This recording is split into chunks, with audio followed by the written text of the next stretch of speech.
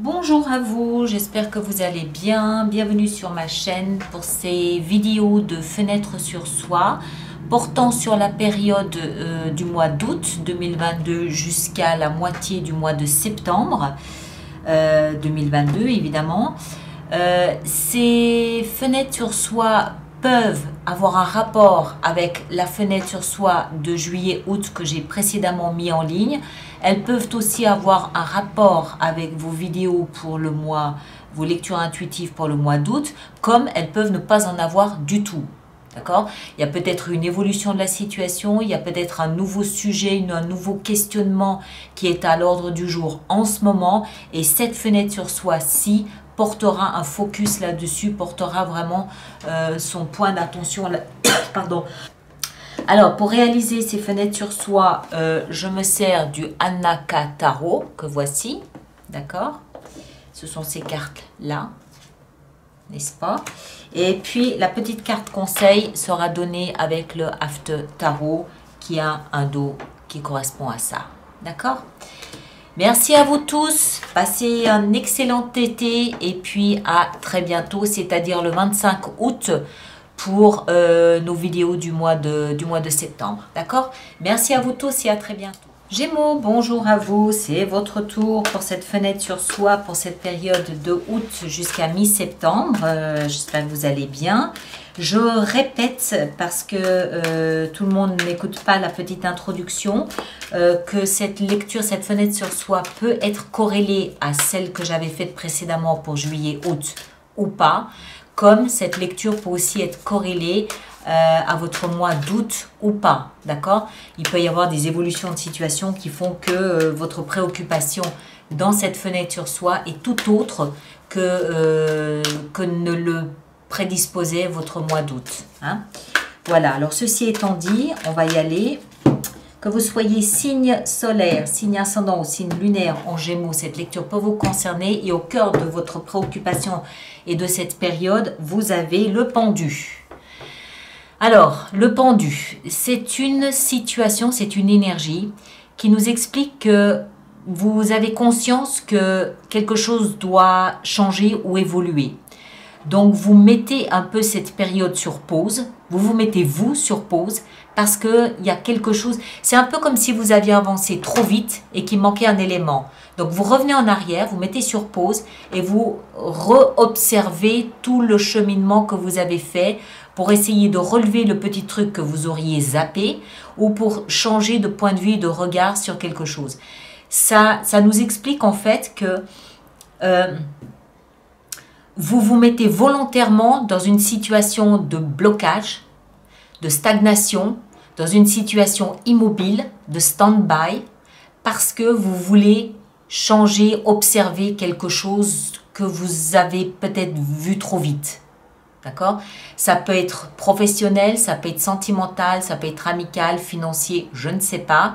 Mais c'est comme si vous réalisiez là que ça allait trop vite, j'ai pas eu le temps de voir. Alors on remet la bande en arrière et on réétudie tout le parcours pour relever le petit truc que, voilà, ça y est, j'ai la dernière pièce du puzzle, ça y est, j'ai compris, c'est bon, ça s'imbrique, c'est bon, on peut continuer. Hein? Vous comprenez? C'est la pause. Dans votre tête, vous avez le diable. Alors, je pense que c'est directement lié. Le diable dans la tête, ici pour moi, c'est l'auto-saboteur. C'est l'autocritique. D'accord? Dans votre tête, il y a quelque chose qui martèle que vous n'êtes pas bon, que ça va pas aller, que vous vous êtes trompé, que ça va trop vite, que c'est pas assez bien, qu'il y a quelque chose de toxique qui émane j'ai presque envie de dire d'un mantra. Il y a quelque chose dans la tête qui va pas. Il y a un truc qui va pas, qui vous dit c'est ça sent mauvais. Il y a un truc qui sent mauvais, il y a quelque chose qui n'est pas bon, il y a un truc qui va pas. Donc, qu'est-ce qu'on fait? Ok, on met sur pause, on rembobine et on va chercher le petit caillou dans la chaussure. On va chercher ce petit lien ici, ce petit diablotin qui nous souffle à l'oreille que ça va pas aller, qu'on va se casser le nez, que ça, on va échouer, que vous comprenez ce que je veux dire? Ce petit diable, on va aller le tirer par sa petite queue là et on va le sortir de notre tête parce que c'est une pensée qui revient en permanence comme un petit mantra. Et qui rigole, qui ricane, qui fait peur, où vous vous sentez... voilà, il y a un caillou dans la chaussure. Il y a un caillou dans la chaussure, il y a un truc qui ne va pas. Ok, on arrête tout, on revient en arrière et on réétudie tout ça. D'accord? Ici, le socle, c'est-à-dire ce qui va vous aider à traverser cette période, on a le chevalier de coupe. Alors, c'est très bien. Ça peut être quelqu'un à côté de vous qui est très amoureux ou qui est très romantique. Ça peut aussi très bien être un ami qui est très à l'écoute de votre état d'âme, qui est très à l'écoute de votre état général. D'accord? C'est beaucoup d'amour, c'est beaucoup d'amitié, c'est beaucoup de douceur, c'est très tendre, c'est beaucoup de tendresse, le chevalier de coupe. Ça peut aussi être quelqu'un qui peut être connecté à ça, qui vient s'excuser, qui vient vous dire « excuse-moi, j'étais pas présent » ou « excuse-moi, j'ai mal dit quelque chose qui vous a perturbé, excuse-moi, voilà, on recommence, si tu veux bien, on revient en arrière et on recommence ». Ça peut aussi être ça, d'accord? Maintenant, ça peut aussi être vous. Ça peut aussi être vous qui vous réfugiez dans cette énergie-là au lieu d'assumer ce qui ne va pas. Mais je ne crois pas, parce qu'on a le pendu. Le pendu veut bien dire que vous mettez vous sur le bouton pause. Ce n'est pas quelqu'un d'autre qui le fait, c'est vous. Mais ce qui va vous aider, moi je pense que c'est quelqu'un qui est là, qui vous soutient. Moralement, émotionnellement, sentimentalement, il y a un soutien, il y a une épaule sur laquelle vous pouvez vous appuyer pour traverser cette période. D'accord? De là d'où vous venez, on a, waouh, le jugement. Wow. Alors, le jugement, c'est une énergie très importante, très puissante, qui nous parle de réincarnation, qui nous parle du phénix qui renaît de ses cendres.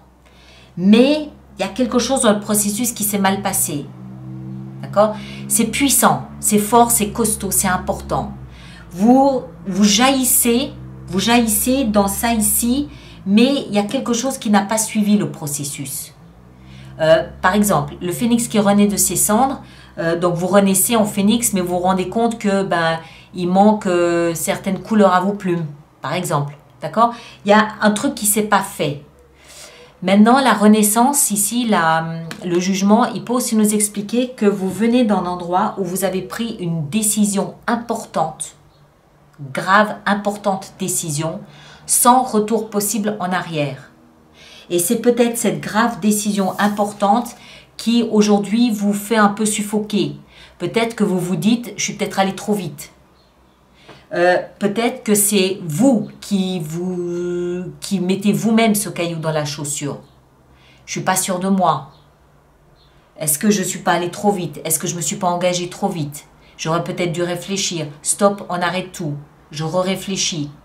Hein? Vous voyez, vous comprenez? Et vous auriez à ce moment-là quelqu'un autour de vous qui serait là pour écouter cette hésitation. Donc, soit c'est quelque chose qui n'a pas suivi dans un processus de renouvellement, une deuxième chance à quelque chose, soit ça provient d'une décision que vous avez prise, mais où vous êtes en train de vous demander si vous avez bien fait de prendre cette décision. Le problème, c'est que ça va être difficile et compliqué de revenir en arrière. Ok? Et là où vous allez, c'est vers le valet d'épée. Alors, plusieurs possibilités. Le valet d'épée, il nous parle de communication, mais une communication très jeune, une communication immature. Il nous parle d'un nouveau commencement. Hein, valet, c'est jeune, c'est nouveau. Donc, il y a quelque chose de nouveau qui se profile en termes de communication, en termes de pensée. Ça peut aussi nous parler d'une nouvelle formation que vous envisagez, que vous avez peut-être pris la décision de suivre, même si vous vous dites que vous avez peut-être signé trop vite en bas de la page. Voilà, donc là où vous allez, c'est vers une nouvelle forme de communication, une nouvelle façon de penser, de communiquer, de réfléchir, voire une nouvelle formation. Ok?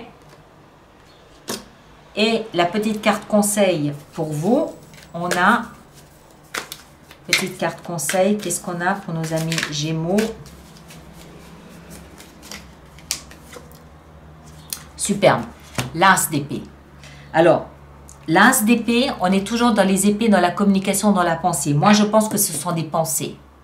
D'accord? Ça peut être de la communication, des lettres, des écrits, des contrats. Ça peut être des contrats de travail, tout à fait. Mais voilà, moi, je pense que c'est le mental, c'est les pensées. Parce que c'est le mental qui est... comment est-ce que je dois dire? J'ai presque envie de dire intoxiqué. Hein, comme si, pour moi, c'est le saboteur intérieur, c'est le critique intérieur. Bref, conseil donné, c'est de ne pas jouer petit. On a le valet c'est petit, c'est le 1. Ici, on a l'as. L'as, c'est beaucoup plus grand, c'est noble, un as, d'accord? C'est aussi, tous les deux nous parlent de commencement. Celui-ci, c'est un commencement qui émane de notre... non, celui-ci, c'est un commencement qui émane de notre cœur. Et celui-ci, c'est un commencement qu'on va mettre en place. Mais l'as d'épée, il est là pour nous dire, ne voyez pas petit, voyez grand. D'accord? Les as, il y a une noblesse derrière un as, il y a une grandeur, il y a quelque chose de très chevaleresque autour d'un as. Donc pour moi ici le conseil, d'ailleurs on le voit ici, on a un superbe, un aigle magnifique, alors que là on a un valet qui s'amuse sur un mannequin de paille. Donc on voit la différence de statut, on voit la différence de hauteur, on voit la différence de noblesse là-dedans. Conseil donné, communiquez, pensez, voyez grand et non pas petit. Vous irez au-delà de ce vers quoi il est planifié d'aller. D'accord? Puisque c'est le valet qui est ici. Ok? Superbe. Voilà. Allez voir votre signe ascendant et votre signe lunaire. Merci de partager, de liker et de laisser vos commentaires surtout pour les autres personnes. Et on se retrouve le 25 août pour les lectures intuitives du mois de septembre. D'accord? Merci à vous tous, passez un très bel été et à bientôt.